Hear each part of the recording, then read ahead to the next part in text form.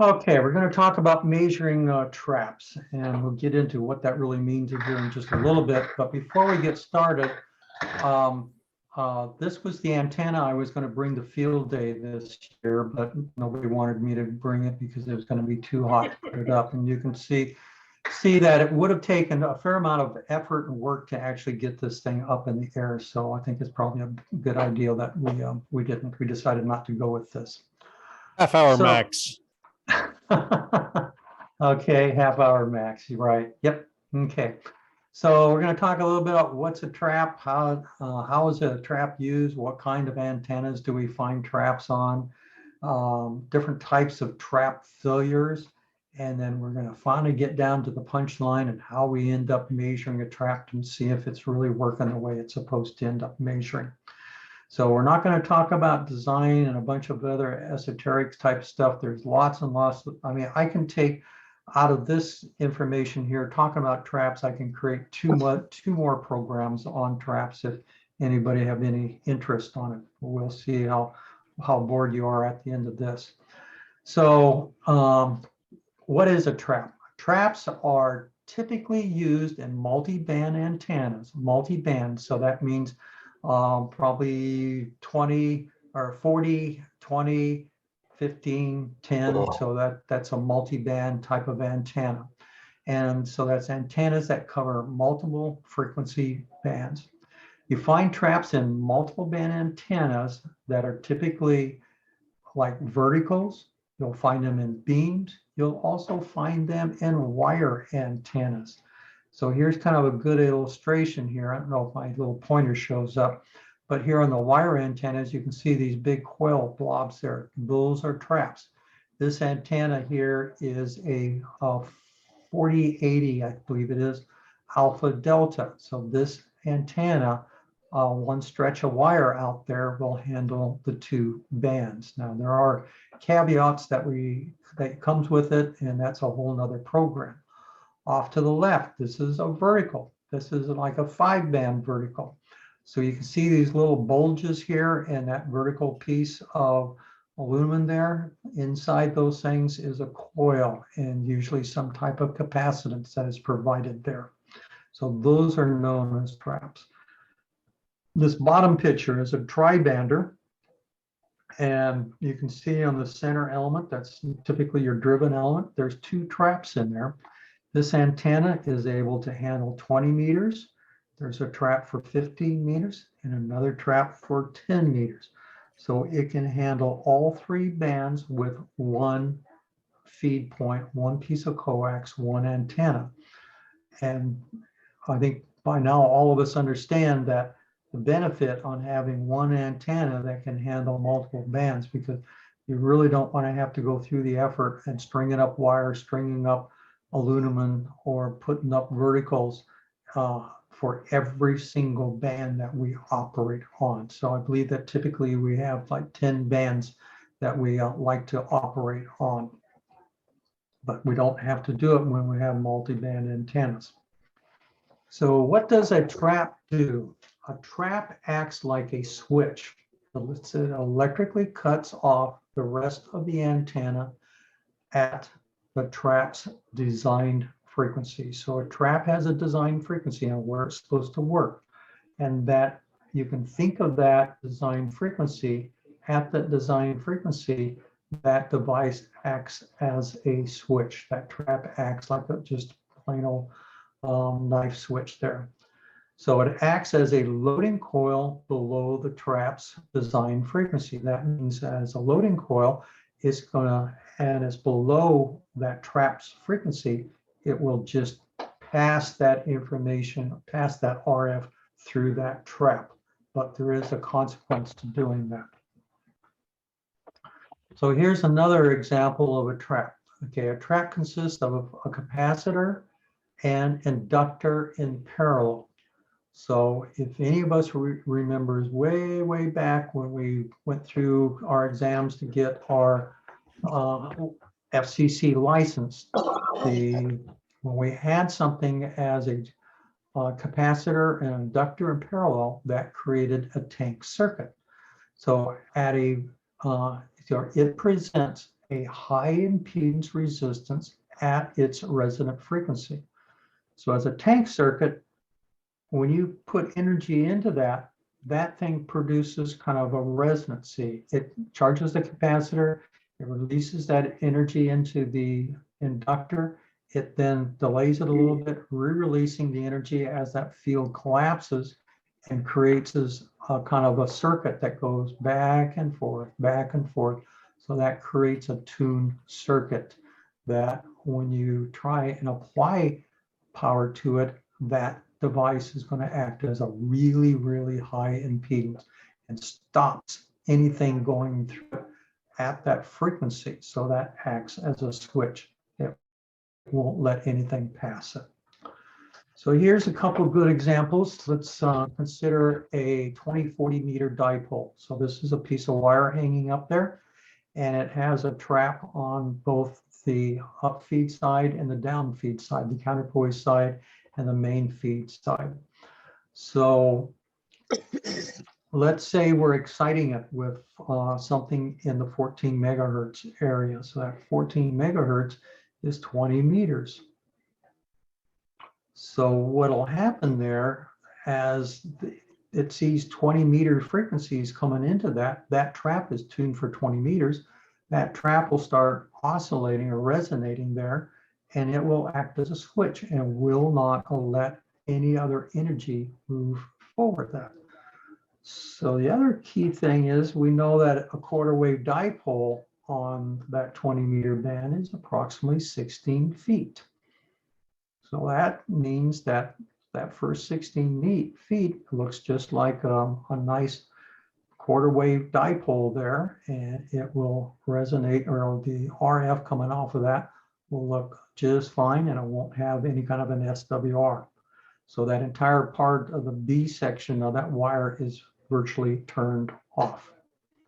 So let's look at the other half of it. What happens if we hit it with 7 megahertz? That's the 40 meter band. So we need a lot more wire than that 16 feet. Now that inductor just becomes a piece of wire, basically a piece of wire. It actually acts like a loading coil, which has a little different property. But that means all the frequencies on that lower, all the RF in that lower frequency, it'll just pass through that trap on up to that B section there. So it'll take the B section at 5 feet. It uses the loading coil L, and it uses the 16 feet of wire at the feed point.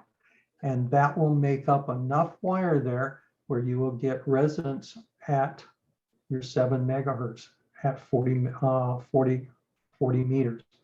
Kind of get what was going on there as far as how that all works. But the key thing is that when you're at 40 meters, that L up there, that coil, is part of the equation on how long the rest of that is. You need basically 16 feet in the A section. You need 16 feet in the B section there. That coil makes up the other 11 feet of what is needed in the B section to make a full quarter wavelength on 7 megahertz. So the other thing is traps also induce losses. I think you probably remember this out of your test, is that when you do use a trap in there, it's not a perfect conductor. It will end up in bringing in losses. Typically that tank circuit there of L and C, that when it gets into resonancy, when it starts resonating, it'll take a lot of power.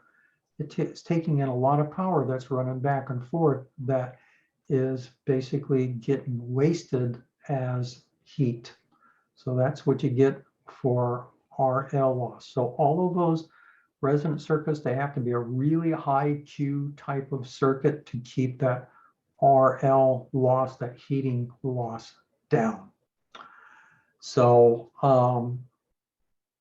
I think, well, actually, I'll get into this in a little bit, but we'll take a look a little bit and see what happens if we get kind of a little bit of a runaway on heat in that trap circuit, and we'll see what happens when that becomes a problem. So here's another picture of it, just kind of showing the same thing. This is on a good old 2015 10 Yagi. This is the driven element up there. You're exciting it for 15 meters. So you got 14 megacycles that's coming in at the feed point.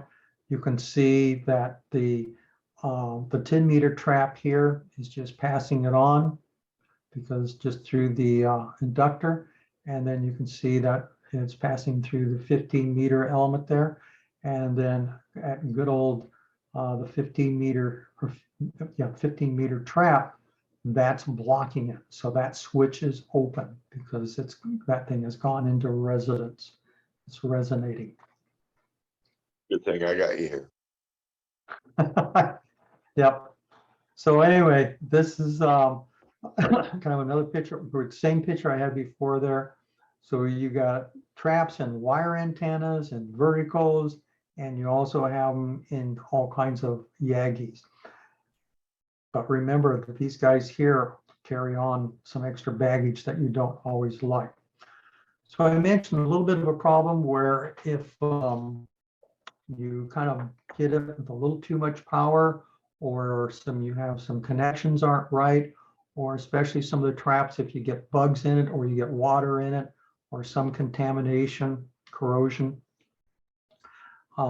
you'll get enough oscillation and enough heat buildup in that where it will start melting things. So you can see up in the boot on the upper left-hand corner, the connector here in the center there, over on the right side, you can tell where this guy has got overheated because of corrosion on the pin on that.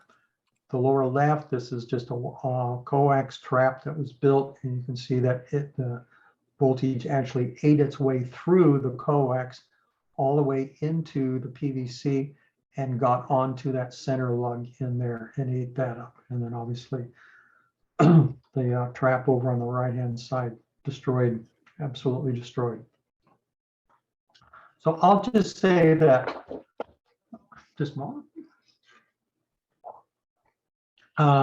These kinds of problems I have experienced. I know what it is like to be hot and heavy in on 20 meters or on 40 meters and have one of my traps go up in smoke. And that basically, that antenna is dead for the rest of the contest there. And it's no fun to have that happen. So you do end up having on these traps, do need to take them down occasionally and do some maintenance on it, clean the bugs out, clean the water, make sure all the connections are good and tight in it, and then put it all back together. Also, these boots on the end here, after they've been up in the air for a while, they end up getting checked from the ultraviolet, and they'll rot off and disappear.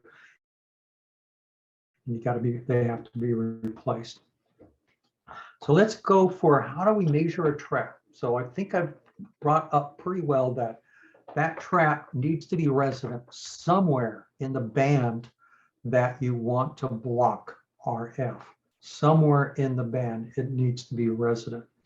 So in the all of the old books that all I looked at for ham radio, you know, I had some traps. I need to know. I got an old antenna that was like 70 years old that a guy couldn't make work. He gave it to me all in pieces. So I had all these pieces and all the labeling and stuff had rotted off of it.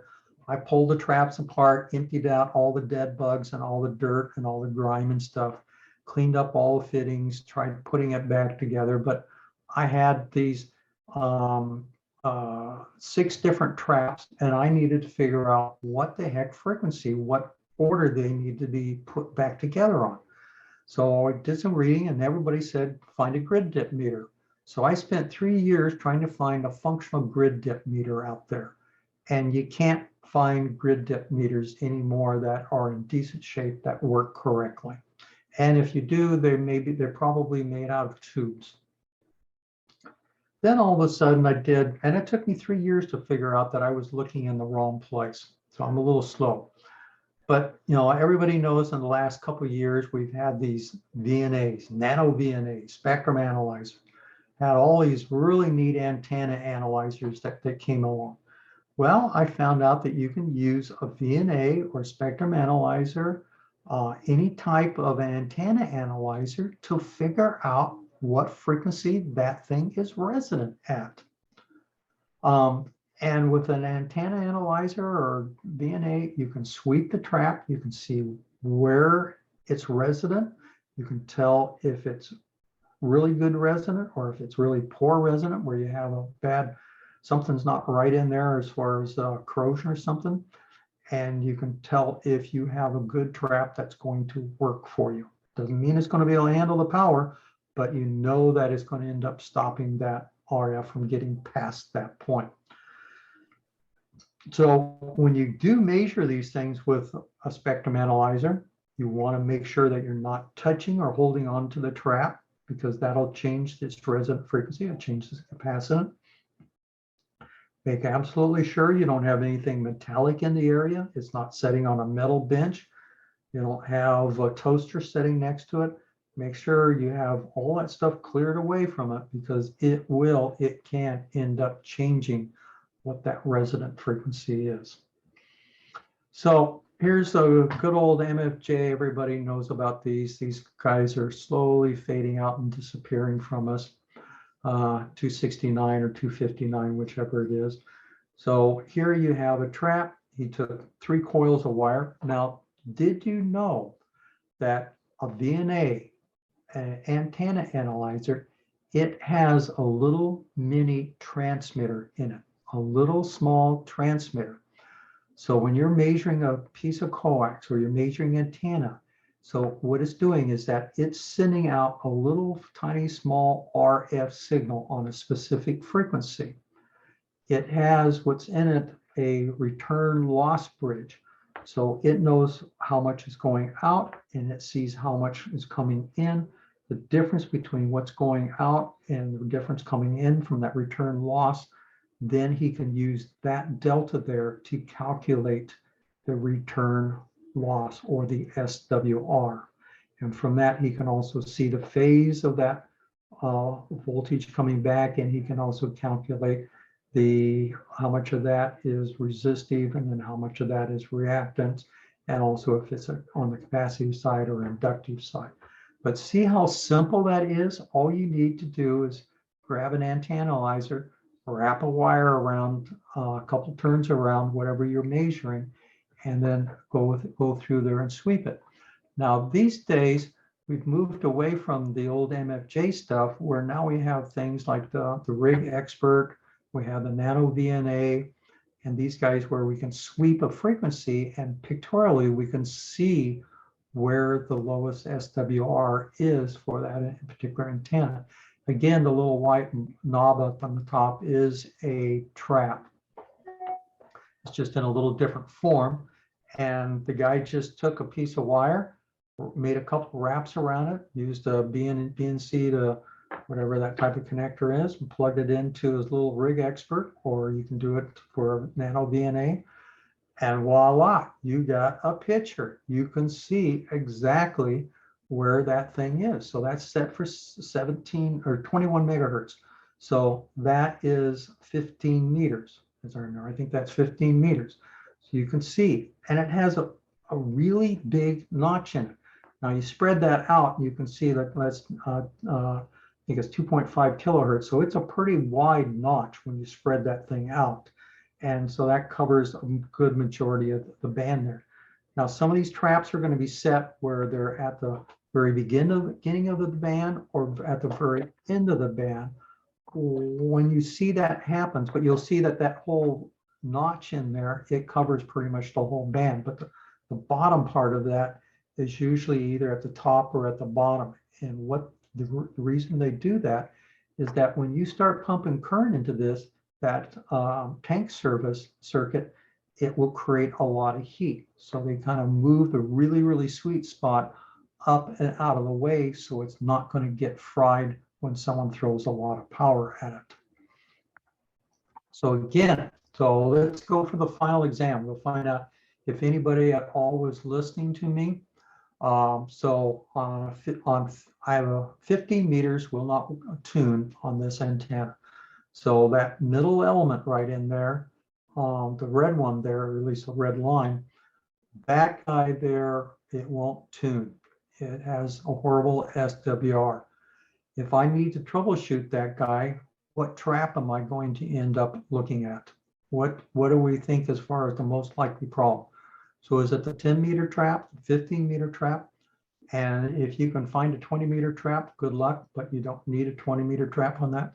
So everybody, so this is going to be a self-grading test. I'm not going to ask people to raise their hand. So hopefully everybody has locked in their answer at this point in time. So the answer is the 15-meter trap. If you're tuning up on 10 meters, that 10-meter trap is going to block things. So if the 10-meter trap is working, 10 meters is going to work just fine. If 15 meters is not working, that means that most likely it's in the 15-meter trap. That's that second trap in there. So either it's passing everything through, or it's completely burned up and not passing, not oscillating or not trapping anything. And thereby you just have this little stubby piece of aluminum that's supposed to make up that antenna all the way into a 15-meter antenna. Now, the interesting thing is that very likely you will not get 20 meters to work either. 20 meters will most likely not work at all. So that'll be a very good clue that you can go right to that trap. You won't know which side, if it's the left side or the right side of the antenna, but at least you know that it should be somewhere in that 15-meter trap where the problem is. Hopefully everybody got 100% on that quiz. So let's wrap this up and get out of here. Think of traps as an RF switch. A trap is going to basically block whatever frequency you want from going any farther. It'll stop it right there where that trap is. So it's you can think about that in the piece of wire. If it's a 4080 trap antenna, that 40-meter trap in there, that's going to make it just only 40 meters. Okay, when a trap is excited with a resonant frequency, it creates a high impedance path. So that high impedance is what acts as the switch, stopping anything from going any further. So traps can be damaged by high SWR. If you have an antenna that's running either coax or something, bad SWR, that's another thing that can fry it. And obviously you've heard me talk about high power. So if you have crummy SWR and you're running a little bit of power, it'll guaranteed to fry it. You can use an antenna analyzer or a VNA to determine a trap's resonant frequency. So if someone gives you a pile of traps and a nice antenna, but all the markings are rubbed off, or just the other day, I picked up a 40-meter monoband, a 40-meter, single element antenna that can do 40, 20, 15, and 10. And then when I picked it up, fortunately it was free, the guy told me that they could never get a good SWR on 20 meters. It never worked. And then everything else after that was also screwed, or before that was also screwed up. So that tells me, at least gives me a clue on where to end up going for the problem. So if the resonant frequency is not within the expected ham band, so if you have a 15-meter trap that you think you're looking for, and it's not somewhere resonant, somewhere in that band, typically you'll find the resonant point either at the high end or the low end. That's where your problem is. So, and then like I've been saying this a number of times, some manufacturers will place that resonant frequency of a trap just above or just below the band that is supposed to stop the frequency. This is done to reduce the stress on the components when the transmit frequency is at resonant, and typically if you're running some power on that. So that's the end of the program for tonight. And I'll see if anybody has any questions or anything. Kind of get what I'm talking about there. Any other observations? Yeah, Drew. Why was there not a slide with Admiral Akbar in it? And why should he be in there? It's a I'm trap. missing. It's a trap. Okay, I get you. So it's a literary trap. So I missed that one. Sorry, I'm done now. No, so don't be afraid of traps out there. It's really, I spent 3 years running around in the circle, and the answer was very, very simple to figure out how to, the trap's working and what trap that's supposed to be, how it's supposed to be made for something.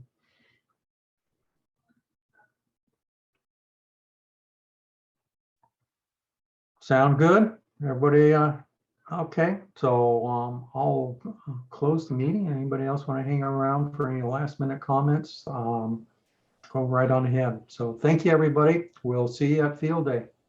Thank you, Mike. And Mike, I'll look for a call from you or an email. Yeah, I will, it'll be tomorrow before I get around to talk to you on that. That's fine. Okay, Take care. See you soon. sure. We'll see everybody too and enjoy. And I'm gonna boogie out of here and go visit the wife here for a bit. Catch you guys later.